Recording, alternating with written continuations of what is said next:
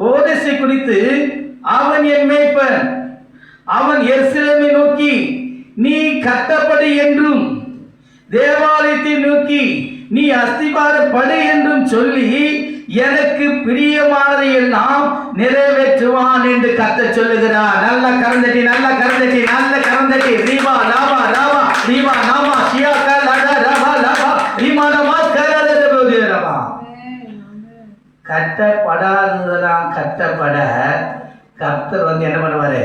அஸ்திபாரம் போட நம்மை அவர் என்ன பண்ணுவாரு? பயன்படுத்த வல்லவராக இருக்கிறார். என்ன வார்த்தை பாருங்க. எனக்கு பிரியமானதெல்லாம் நிறைவேற்றுவான் என்று சொல்லுகிறவர் நான்.